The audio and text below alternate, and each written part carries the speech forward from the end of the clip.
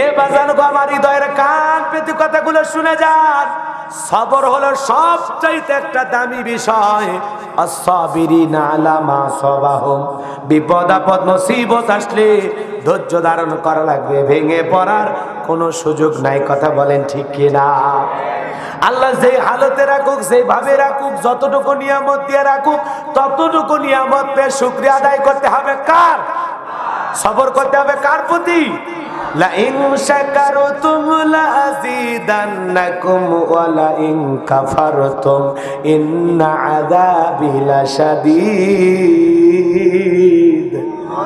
নিয়ামত পাওয়ার পরে যারা শুকরিয়া আদায় করে, আল্লাহ রাব্বুল আলামিন বলেন আমি তাদের নিয়ামত সমূহগুলোকে বাড়ায়া দেই। আর যারা নিয়ামত পাওয়ার পরে না শুকরিয়া আদায় করে, অকৃতজ্ঞ হয়ে যায়, আমি আল্লাহ পাক তাদের নিয়ামতগুলোকে ছেনায় নেই, আর তাদের জন্য কঠোর আযাব, শাস্তির ব্যবস্থা রয়েছে। জোরে বলেন নাউযুবিল্লাহ। তাহলে সবরকারী বান্দা হয়ে আল্লাহর শুকরিয়া বেশি বেশি আদায় করার দরকার আছে না নাই? কারা কারা আল্লাহ রাব্বুল আলামিনের জিকির করে আল্লাহর শুকরিয়া আদায় করে আল্লাহর প্রিয় বান্দা হতে চান? দুহাত তুলে আমার আল্লাহকে একবার দেখান। আল্লাহ আমাদের সবাইকে বেশি বেশি করে আল্লাহর জিকির করার তৌফিক দান করুক। জোরে বলেন আমিন। আযকুরুনি আযকুরুকুম আশকুরু লি ওয়া লা তাকফুরুন, তোমরা আমারে স্মরণ করো, আমি আল্লাহ তোমাদের স্মরণ করব। বলেন আল্লাহু আকবার। হাত নামান। আল্লাহকে স্মরণ করার দরকার আছে না নাই? আল্লাহর জিকির করার দরকার আছে না নাই? এ সবরকারী বান্দা হব কিভাবে, ধৈর্যশীল বান্দা হব কিভাবে সবর করা দরকার, এই কথাগুলো যদি আমি আরো গুরুত্বপূর্ণ বিষয় আপনাদের সামনে তুলে ধরতে চাই গুরুত্ব সহকারে, তাহলে সময় আরো বেশি লাগবে। অতএব এতটুকু বলতেছি, মুমিন জীবনে ধৈর্য ধরার চাইতে বিকল্প আর কোন রাস্তা খোলা। বিবির দ্বারা কষ্ট পাচ্ছেন, ধৈর্য ধারণ করেন। সন্তান দ্বারা কষ্ট পাচ্ছেন, ধৈর্য ধারণ করেন। ব্যবসায়িক দিক দিয়ে মন্দা যাচ্ছে, ধৈর্য ধারণ করেন। চেয়ারম্যান হিসাবে মানুষ আপনার দুই একটা সমালোচনা করে, ধৈর্য ধারণ করেন। ইমাম হিসেবে দুই একটা সমালোচনা করে, মানুষ বাজে কথা বলে, পিছনে কথা বলে, ধৈর্য ধারণ করেন। বক্তা হিসেবে আপনার সমালোচনা করেন, ধৈর্য ধারণ করেন। কারণ ওদের জন্মই হয়েছে মানুষের সমালোচনা করার জন্য। কথা কন না? একটা হরিণ 100, এদিক খেয়াল করেন, একটা হরিণ 100 স্পিরিটে দৌড়ে, কত স্পিরিটে? 100 স্পিরিট বা পাওয়ার গতিতে দৌড়াইতে থাকে। আর একটা সিংহের দৌড়ানোর গতি হলো 80। কত? 80 স্পিরিটে তিনি দৌড়ান। তার দৌড়ানোর পাওয়ার বা স্পিরিট হলো 80, আর হরিণের কত? 100। তাহলে কার আগে যাওয়ার কথা? হরিণের আগে যাওয়ার কথা। হরিণ আগে দৌড়াইতে দৌড়াইতে পিছনে তাকায়, কারণ সিংহ আমারে ধরলো নাকি এই ভয়ে পিছনে মাঝে মাঝে যখন তাকায়, তখন তার দৌড়ানোর যে গতি, স্পিরিট আস্তে আস্তে কি আসে? কথা কর না কে ভাই? কমে আসে। এই জন্য হরিণ পিছনে বারবার ফিরে তাকানোর জন্যই সিংহ হরিণকে ধরতে সহজ হয়, কারণ সিংহের টার্গেট শিকারীর দিকে, আর হরিণের টার্গেট সিংহের দিকে। কথা বলেন না কেন? হরিণ সিংহ থেকে বাঁচতে চায়, আর সিংহ চাই যেভাবে হোক হরিণকে ধরা লাগবে, কারণ সিংহের পিছনে তো কেউ নাই। আছে কি? আছে কি? এই জন্য সিংহ পিছনে তাকায় না, সিংহ কাউরে গড়ে না, কাউরে টাইম দেয় না। কিন্তু হরিণ চিন্তা করে আমারে ধরলো নাকি এই ভয়ে পিছনে তাকায়। পিছনে তাকাইতে তাকাইতে যে 100% স্পিরিটে গতিতে দৌড়াইলেই পিছনে তাকানোর কারণে গতি স্লো হতে হতে 80-ও নিচে নেমে আসে, আর তখনই এই সিংহ হরিণটাকে শিকার করতে পারে। কথা বলেন ঠিক কিনা? হরিণ যদি পিছনে কে কি বলে, পিছনে হরিণ পিছনে সিংহ আসতেছে, হরিণ যদি এই চিন্তা না করে দৌড়াইতে থাকতো, কিয়ামত পর্যন্ত কোন সিংহ হরিণকে শিকার করার ক্ষমতা রাখতো। কিন্তু যখনই হরিণ পিছনে তাকায়, তখনই সে কি হয়? স্লো হয়, গতি কমে আসে, আর তখনই সে বিপদের দ্বার প্রান্তরে পৌঁছে যায়। কথা বলেন ঠিক কিনা?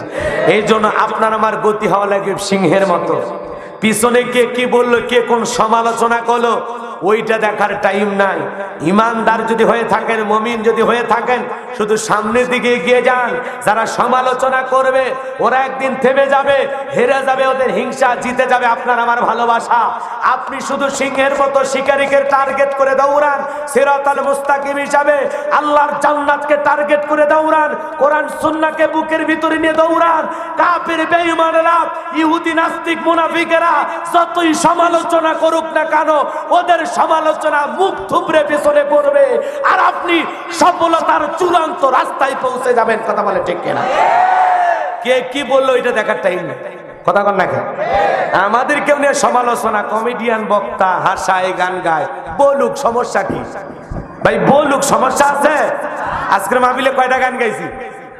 কথা কন না কেন? কয়বার হাসির কথা কইছি? তো মানুষকে বুঝাইতে গিয়ে দুই একটা উদাহরণ দিয়েছিলাম, দুই এক লাইন গানের কলি বলেছিলাম, ওইটাই টিকটক, ইউটিউব, ইন্টারনেট, লাইকিটের মাধ্যমে এমন ভাইরাল করেছে, মানুষ মনে করে হুজুর মানে এইগুলোই করে। এই জন্য কিছু লোক থাকবে সব সময় আপনার ভুলগুলো ধরে মানুষের সামনে প্রকাশ করে। কথা বলেন ঠিক কি? মনে রাখবেন যে আপনার ভুল মানুষের সামনে প্রকাশ করে সে কোনোদিন আপনার বন্ধু না। যদি আপনার ভুল আসলেই থাকে, শুধরানোর জন্য আপনাকে ডাইরেক্ট কল করবে, আপনার সাথে ডাইরেক্ট মুখোমুখি হয়ে আলোচনা করবে। কিন্তু কেউ এরকম ভরা মজলিস আইছে, কোনো বক্তা, কোনো আলেমের যদি সমালোচনা করবেন, বুঝবেন ও এক নাম্বার ইবলিস। কথা বল না কেন? কারণ এইটা সমালোচনা করার জায়গা না, এটা বয়ান দেওয়ার জায়গা। কোন হুজুরে কি করলো এটা বলার জায়গা না। কথা বলে ঠিক কিনা? আল্লাহ আমাদের হেদায়েত দান করুক, জোরে বলেন আমিন। আর যদি কোনো বক্তা হয় আর এক বক্তার সমালোচনা করে, তখন বুঝবেন হিংসায় জ্বলে পুড়ে এগুলো বলতেছে। কথাকে বোঝা গেল? রাগ করতেছেন আপনারা? আমি আপনাদের ওয়াদা দিয়েছি, ওয়াদা মোতাবেক কাজ করব। পেরেশান হওয়ার দরকার নাই। আজান হচ্ছে, একজন আজানের উত্তর দেন। আর এর ফাঁকে একটা কথা আপনাদেরকে বলি, যদি পারেন মোনাজাতের পরে আমার লেখা একটা বই আছে, শেষ বিদায়। মরণের পর একজন মৃত মানুষকে কিভাবে দাফন করবেন, স্বামী স্ত্রী মারা গেলে একে অপরকে গোসল করাইতে পারবেন কিনা, স্বামী স্ত্রী মারা গেলে একে অপরকে, মৃত ব্যক্তিকে চুমা খাওয়া জায়েজ না হারাম, আত্মহত্যা করে যদি কেউ মারা যায় তার জানাজায় যাওয়া যাবে কিনা, জাহান্নামী ব্যক্তিদের শাস্তি কেমন, আখিরাত সম্পর্কে খুব গুরুত্বপূর্ণ তথ্যবহুল রেফারেন্স সহকারে এই বইটা লেখা হয়েছে। যদি পারেন আপনারা নিয়ে যাবেন। আল্লাহ বোঝার তৌফিক দান করেন, জোরে বলেন আমিন। আখেরের সময় মানে আপনার আমার জীবনের শেষ বিদায়টা ভালো হওয়ার দরকার আছে না নাই? মৃত একজন মানুষ রাস্তায় পড়ে আছে, মুসলমান না হিন্দু বুঝবেন কিভাবে? এগুলো বোঝার কৌশল এই বইটার ভিতরে দেয়া আছে। ৭৬ পৃষ্ঠার বই। আমার মাদ্রাসার ঠিকানা দেওয়া আছে, বগুড়াতে আমার মাদ্রাসা কোথায় সে ঠিকানা দেয়া আছে। অনেকে দাওয়াতের জন্য যোগাযোগ করতে পারেন, এই ঠিকানায় গেলে আমার সাথে দেখা হবে ইনশাআল্লাহ। আর আমার মাদ্রাসায় এতিম ছাত্রদের জন্য থাকা, খাওয়া, চিকিৎসা, পোশাক সম্পূর্ণ ফ্রি। আল্লাহ কবুল করেন, জোরে বলেন আমিন। সারা দেশ থেকে যে হাদিয়া পাই, এখান থেকে আমি তাদের জন্য আলাদা একটা বাজেট রাখি, যে টাকা দিয়ে আমি মাদ্রাসার কিছু কাজ করব। পাশাপাশি একটা মসজিদ মাদ্রাসা বানানোর স্বপ্ন আছে, আপনারা দোয়া করে দেবেন ইনশাআল্লাহ। পারবেন না? একটা মসজিদ, পাশাপাশি একটা গণকবরস্থান। কোথায় বসে বয়ান করবেন?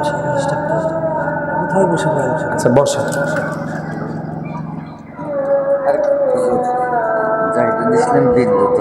সিঙ্গাপুর মারা গেছে, একটু বসে।